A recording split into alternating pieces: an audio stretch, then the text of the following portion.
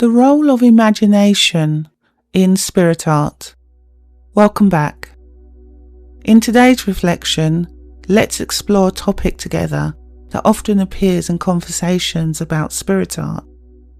It's the role of the imagination. Feel free to sit back, relax and listen, or perhaps to pick up a pencil and paper and shade, draw or doodle.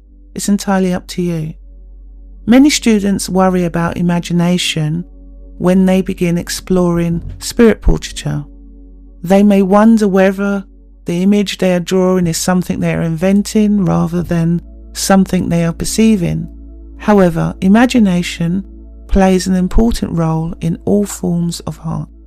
Every artist uses imagination to interpret what they see. Even when drawing from life, the artist makes creative decisions about lines, shading, and expression. And in spirit art, imagination often works alongside observation and intuitive awareness. The artist may receive a small impression, perhaps the shape of the eyes or the tilt of the head, and it's imagination that helps translate that impression into a complete drawing. So rather than being an obstacle, your imagination can become a helpful bridge between perception and expression. The key is not to eliminate imagination. The key is to remain aware of how it supports the drawing process. As artists, they gain experience, but they often become more comfortable recognizing how these different elements interact. So impression, observation, and imagination begin to work well together. And the more that you draw, the easier it will become for you to recognize when a portrait feels forced or when it feels naturally emerging. For many students, the most helpful approach is not to reject imagination, but to remain observant of how the drawing evolves. And imagination can support the creative process. So while observation helps the artist remain grounded and attentive to what is appearing, you may find that you wish to reflect on this further. You may find that you want to consider how imagination supports your own drawing. Because when you sit with a piece of paper and pencil, you will start to find yourself perhaps feeling a little bit nervous.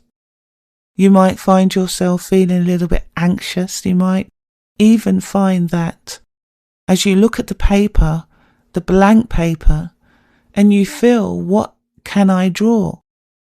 And as you start to think about these things, you may start to feel a little bit uncertain, perhaps less confident about your ability to draw on behalf of spirit. But this is natural. It's natural to feel uncertain at times. It's natural to feel less confident at times.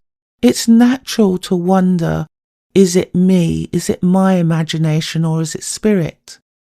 But the only way that you will learn and develop and understand the difference between your imagination and the intelligence of somebody else is first allowing yourself to sit.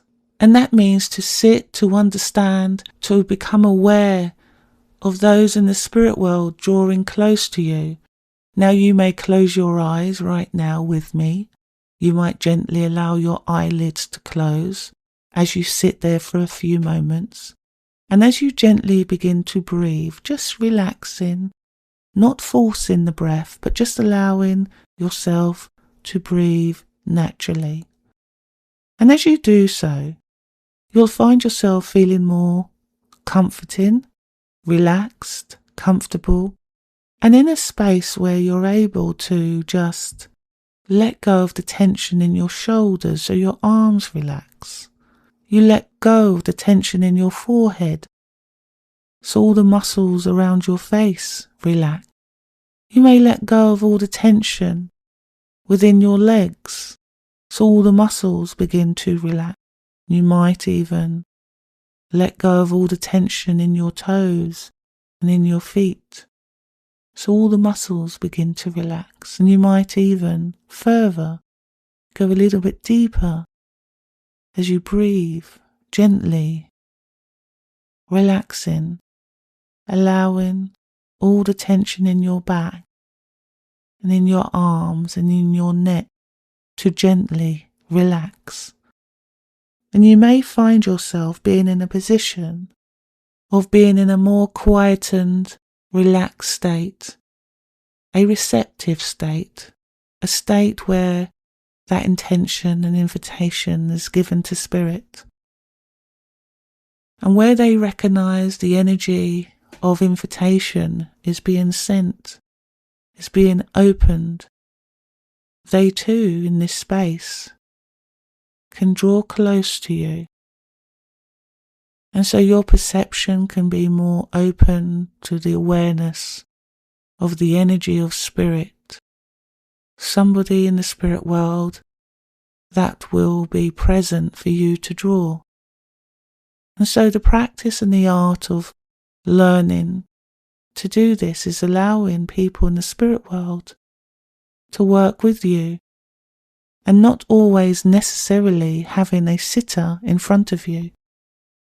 So as you continue relaxing in this state, as you open your mind to that invitation and your awareness becomes more fluid, more flexible, and you recognize the presence of another mind, another intelligence, as you perceive that, you may then wish to pick up the pencil and start to sketch without analysing, just with pure acceptance, allowing yourself to rest in a relaxed state, but at the same time allowing your arm to be active in the drawing process. And so when you do that, when you recognise the energy of Spirit, and you recognise that it's just not you alone doing the drawing, then you know you're not working from imagination. So if your eyes are closed at this moment, just take a breath. Lay the pencil down if you are holding a pencil. And as you take in a nice deep breath in and gently release. Breathing in and release. Wonderful. And you can start to open your eyes now. You can start to move your fingers and your toes, and you're back in your own space, in your own awareness, in your conscious state. And now you may decide to pick up a pencil, and you might just imagine a picture of a face, and you may start to draw from imagination a face. And now you can tell the difference between imagination and spirit connection. And if you would like to reflect on this further, I want you to consider how imagination supports your own drawing. Does it help you to complete forms that begin with only a few lines? And if you have the opportunity today, as I always ask, leave a comment, let's have a conversation, and let me know what resonated most for you. As you continue to develop as a spirit artist, I want you to remember that imagination is not something to fear. It is often one of the tools that allows impressions to take shape on any page. So in the next reflection, let us explore another aspect that will help you. Let's really look at imagination or spirit.